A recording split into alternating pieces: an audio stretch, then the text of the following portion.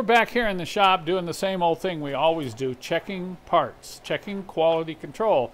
You know, I really feel sorry for people that buy ignition lock parts on eBay or from another vendor, and then they go to put them in and everything locks up, because then you have a big problem. Look at some of this stuff we have to deal with. Here's a tumbler assembly that's broken, and this came right out of the box.